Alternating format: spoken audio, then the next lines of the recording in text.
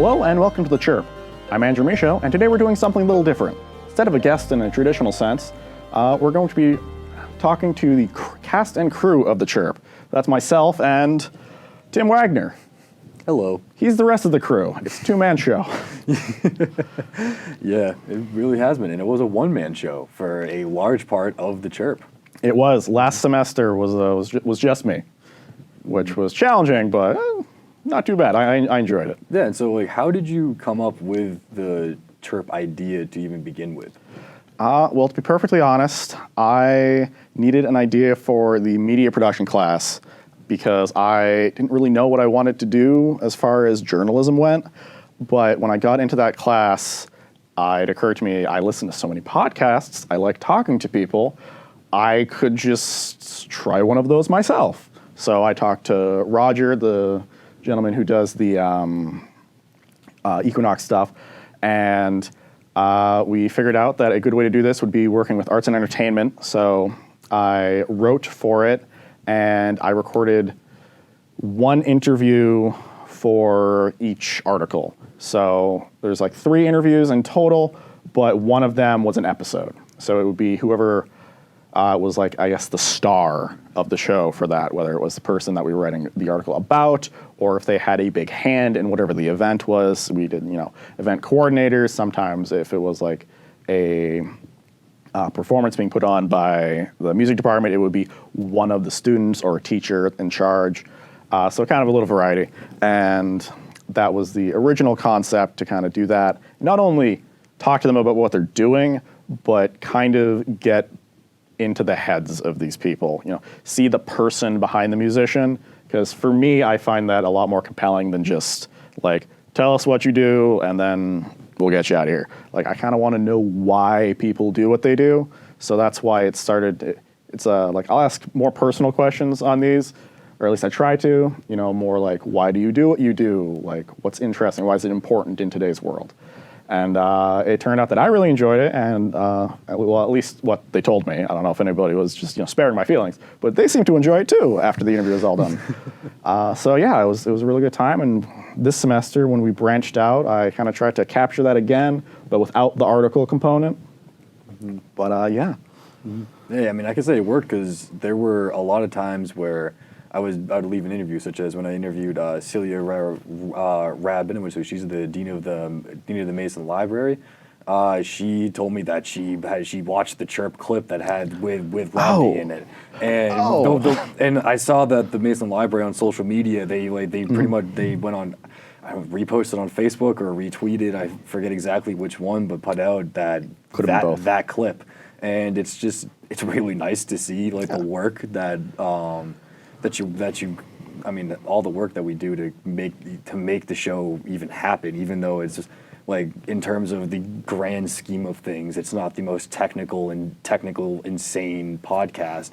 Still a lot of planning of trying to get the guests and getting all the graphics in, even if it's just 6 graphics, such as we did for Goodale. Mm-hmm. When it was his astrophotography photos, it was still like getting them in the day beforehand and making sure that we were in contact with him before, and being able to get the camera as well as what we were looking at, and getting all those details to be able to put them into a graphic. I mean, that is so much. I'm so thankful that you're able to communicate all that for me, because that's not my forte. But I think that's why we work together, because what you're doing back there is not my forte either. So it's a good partnership. Mm-hmm. But yeah, speaking of that, that's my history, why I'm here. How about you, Tim? What's brought you to the behind the scenes scene? It started a decent amount of time ago now that I'm 22 and really think about it. Actually, at 12, 13, I was around 12, 13, and the hometown that I grew up in, Norwood, Massachusetts, we were able to, the local community access channel, at that time known as NPA TV, now currently known as NCM or Norwood Community Media. They were Norwood Public Access TV, and they offered a free club during the summer to anyone who signed up to pretty much just go in and get your hands on a camera, go into a studio, and learn how to work a TV studio and station, and learn how to make a news package, learn how to, like, I was in middle school just making just like, we made a music video to Thunderstruck, and my friends and I, and for that club, and asked the teacher, and was pretty much like, hey, we want someone to get struck by lightning, because like Thunderstruck, and it was like middle of the day, not a cloud in sight, but you just see no sound effects, you just see and it was just the premiere lightning, just like the the effect they have in there, but like at the same time that we learned what an anchor point was and everything, like when we were that young and able to actually add it into a video. It did not look great, but it was awesome and hilarious, and also learning just general camera tricks, such as we wanted something to disappear, and just learning that have someone like grab it with their hands and then just redo the same shot, but just take the item away and just take the same shot. Like, it's such a simple thought, but then at the same time, like, we didn't think of it. We're like, all right, how do we digitally remove this from from it? And they were like, why are you trying to digitally remove it? So it was like a really nice thing but like that's kind of a detour, but I'll end it with this. It was a nice, it was actually a really nice kind of lesson in don't overthink how to make this sequence work. Usually think of it in the most simplest of terms, think of what you want to accomplish, and you can always build it up, because essentially all the NFL is it's a multi-camera broadcast. Oh, really? This is a multi-camera broadcast. Like, so you're saying we're just as good as the NFL? No, but it's just because the thing is, you've like for instance, for Inside Owl Athletics, we have a logo bumper fly. That's the same, for instance, when you're watching a sports game and you see the team logo fly and they all of a sudden go from a crowd shot just to back to the field, all they did was fly a logo and then make a camera change. Oh, yeah. Yeah, that does make sense, It's actually. a fancy distraction, but we're doing the same thing here. And the thing is that, if you break it down to the simplest of terms, it's how does we distract the audience enough to not recognize us changing the camera angle. And thankfully, layers have been invented, so we can just layer a video right over it and make those changes. So, but in terms of getting into studio, it was pretty much from early middle school on. That was like the one area of school that I always looked forward to and always enjoyed and always actually tried at, rather than just not trying at a lot of things. I really did try at TV a lot and really loved it, and that has brought me to Keene State, because I really did not want to pay. I love Quinnipiac and Sacred Heart and everything, but I did not want to pay like $100K to go to a TV studio, when more or less with the experience that me and there was a whole group of students that, I'll go back into that, but it was pretty much, it was looking at where do I want to go to get the networking and everything to move further in this career, and I didn't want to pay $100K for connections. So, Understandable.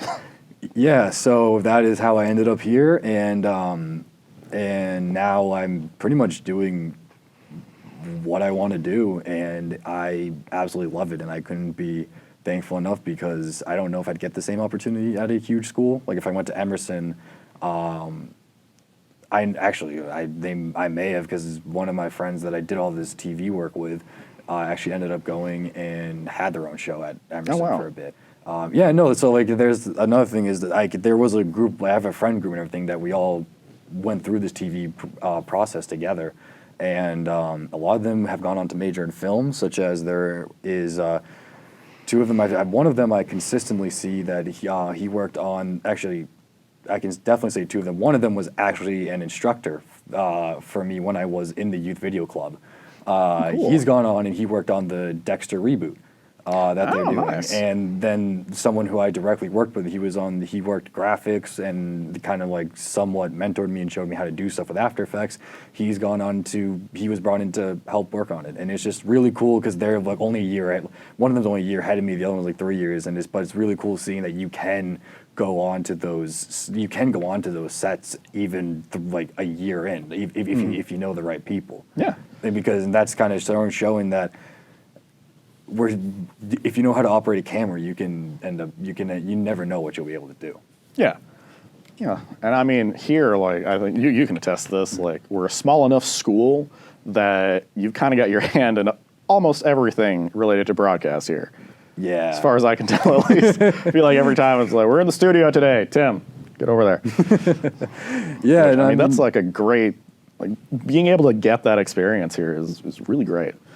Yeah, it really is, and I couldn't be more thankful. And it's really just an incredible experience, and just being able to work on podcasts like this, and how it's really nice to see that, like, just through the Chirp, so many people just within the Equinox out and just in the journalism department, they want their own podcast. And I can even put that back to the sports degenerates with Matt Holderman and Tyler DeRosa. They had a podcast, and I was doing the technical crew for it.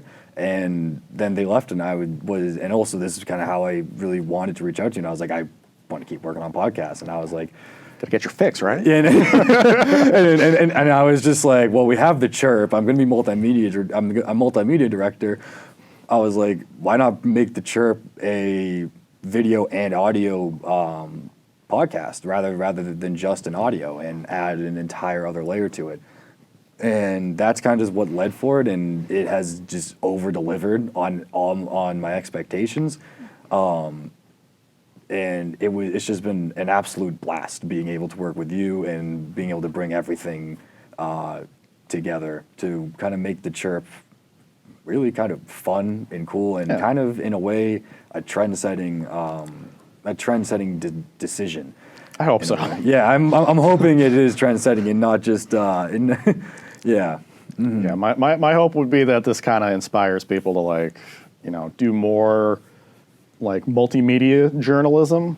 Like, I'd like to, even if it's not hard journalism, like, for instance, the Chirp this semester is meant to be more like a talk show than like hard news, which I didn't really communicate in the beginning. I think in the future I'm going to mention in intros, this is a talk show specifically.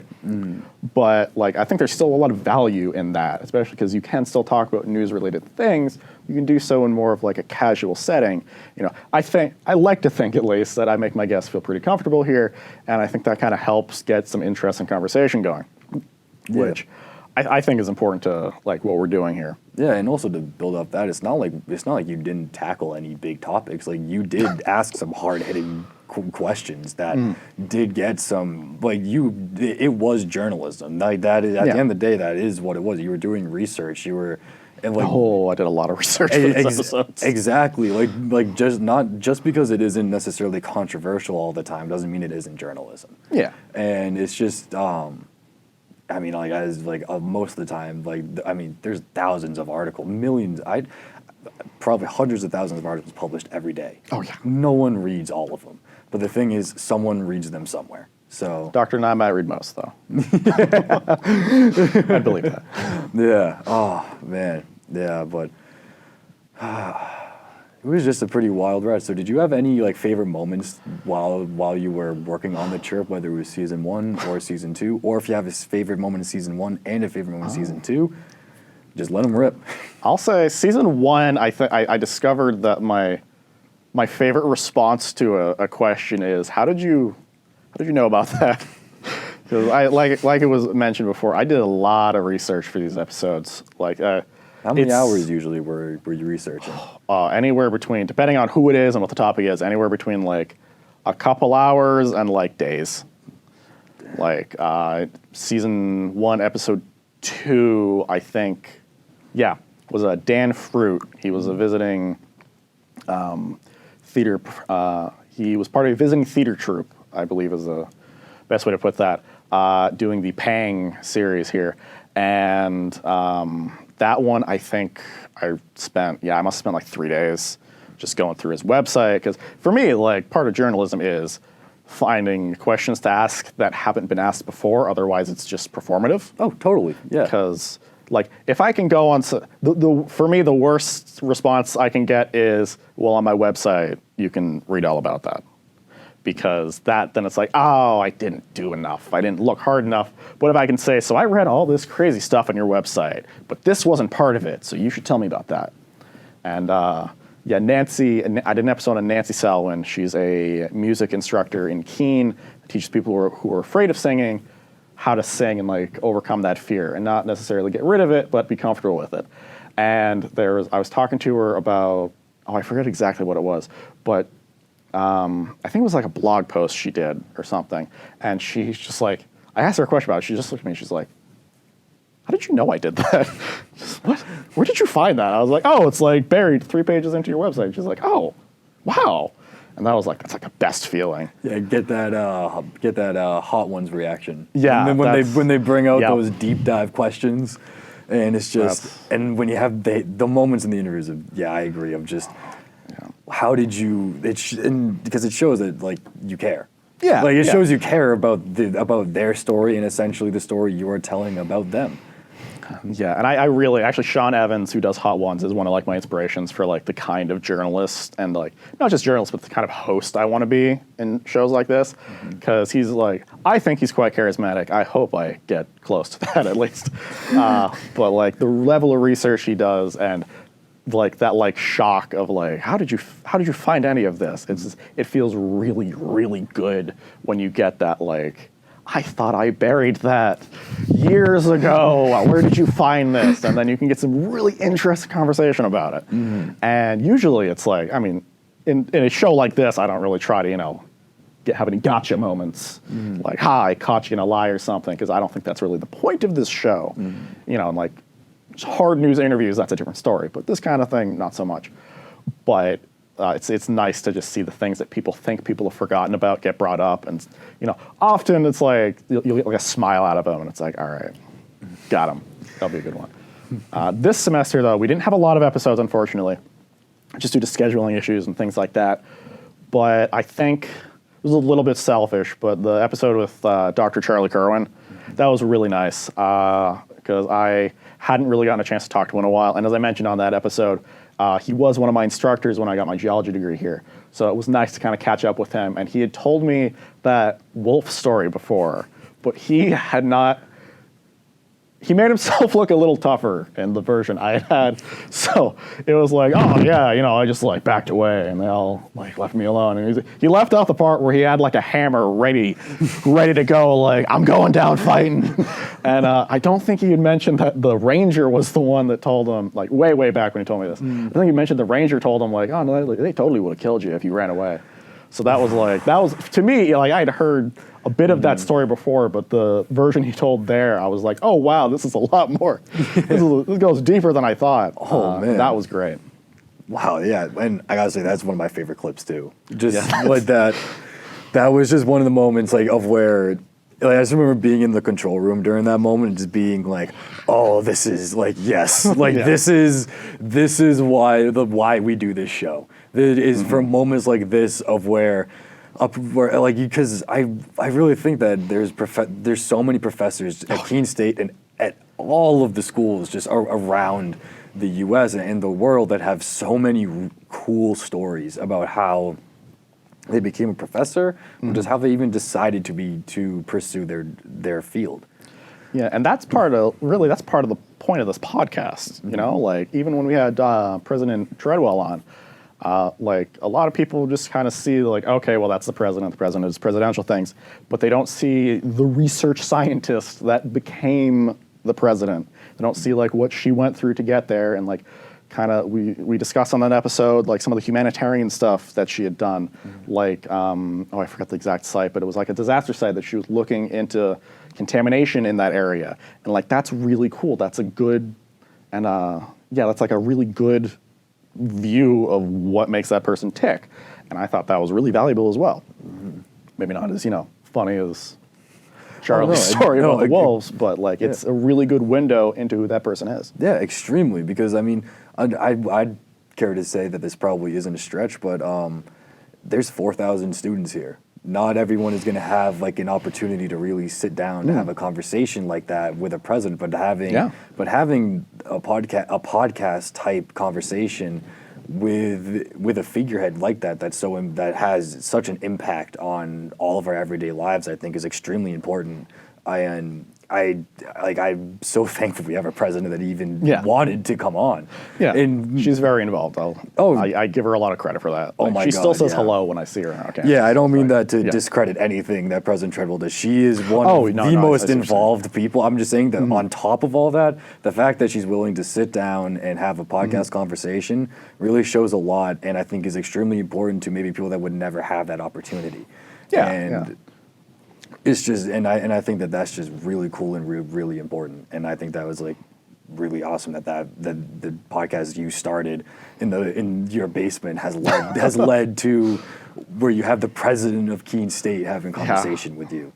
I was a little shocked because we planned that last semester, and I interviewed her for something totally separate. And when I was talking to her, and she also likes to involve herself in her students' lives, not like pushily, but she's very curious about what people are doing. So I was telling her about my history and started in sciences, moved to this, doing the podcast now, and then I told her about this semester's goal to branch out, and then I was kind of like, Melinda, do you want to be on a podcast? She was like, yeah, that sounds great. I was like, great, you want to be the first one? She's like, yeah, awesome. So I was like, oh, fantastic.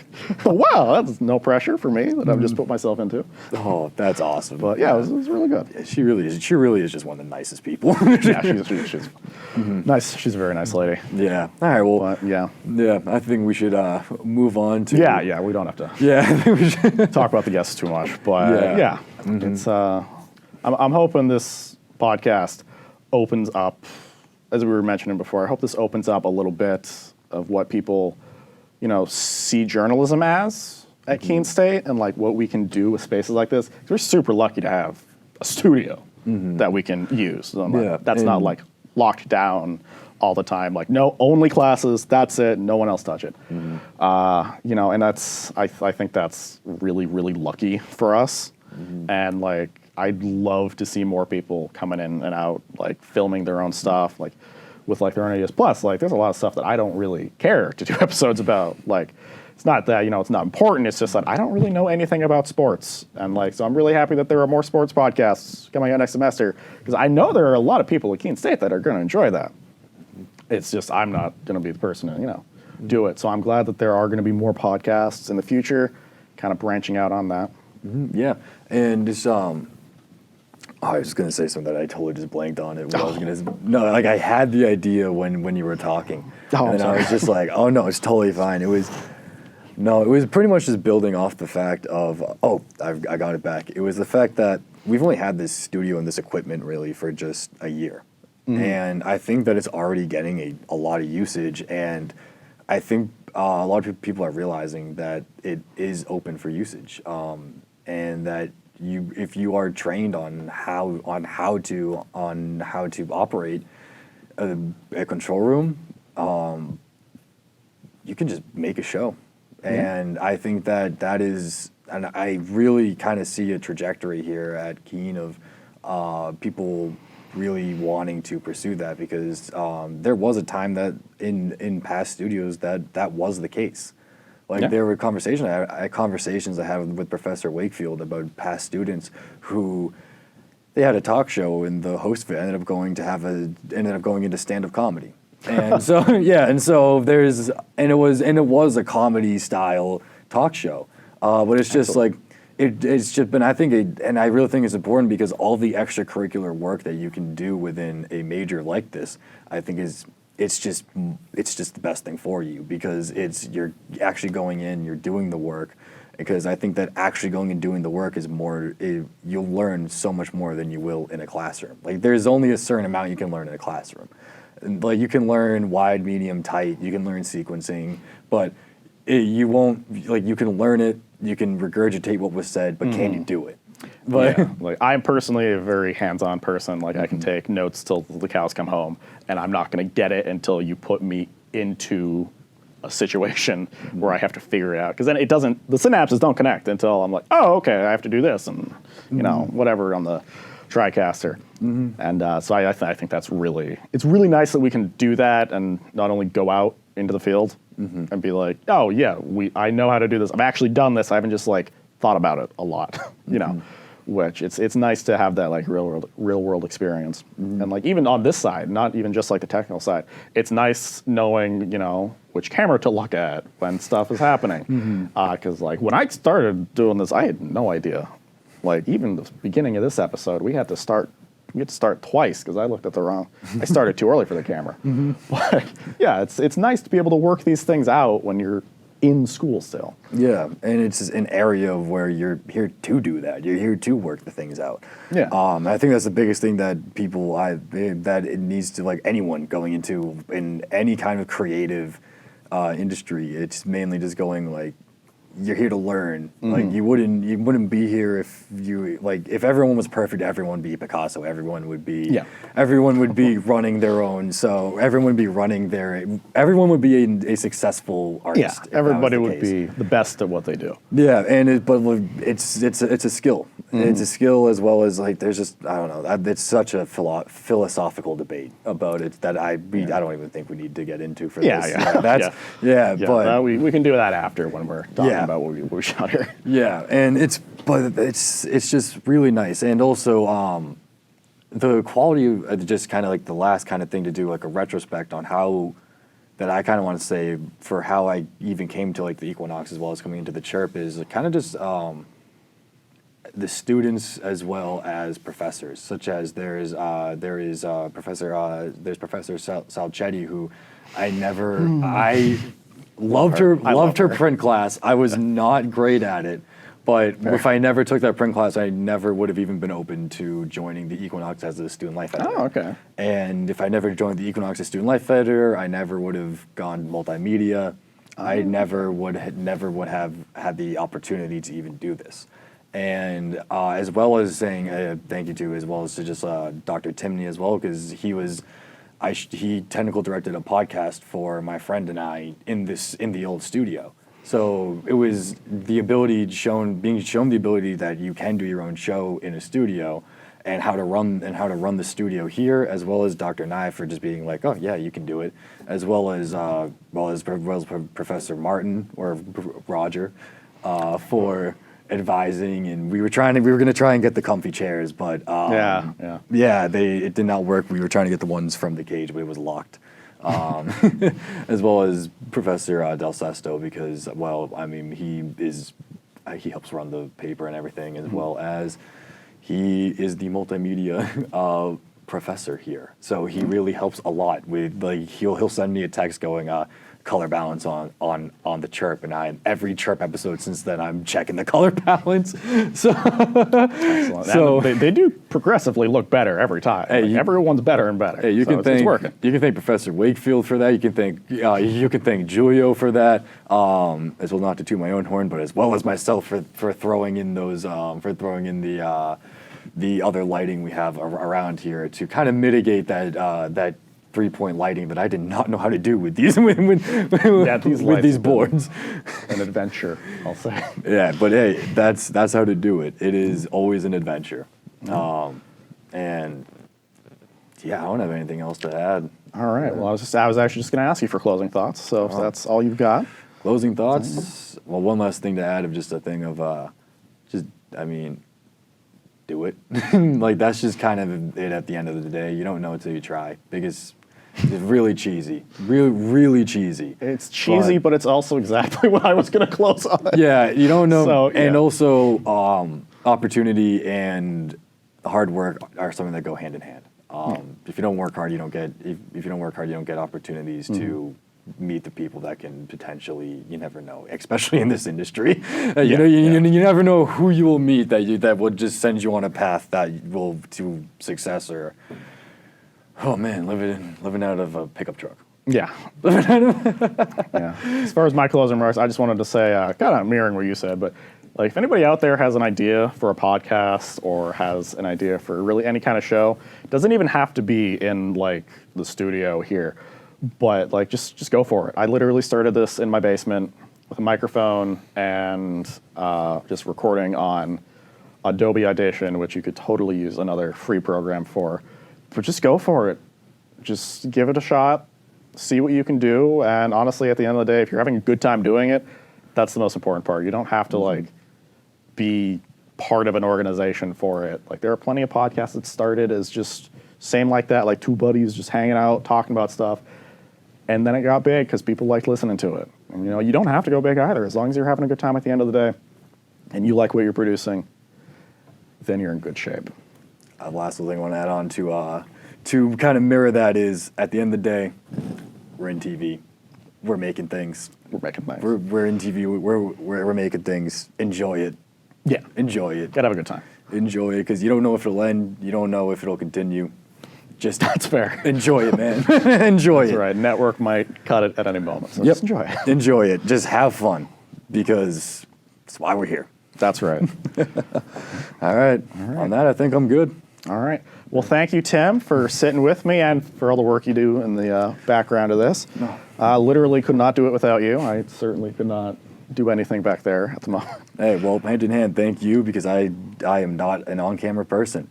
Excellent. Well, you did great today. Oh, thank you. And the amount of research you do is more research than I would have done. So you've probably you have like a day of extra research on me. So thank you, because I could not have done this without you either. And it takes more than one person to make a show. So That's right. All right. Go team. All right. And thank you for watching this semester and keeping up to date with this. And yes, thank you for your support. I hope you guys have a great last few weeks of school, and best of luck. see you.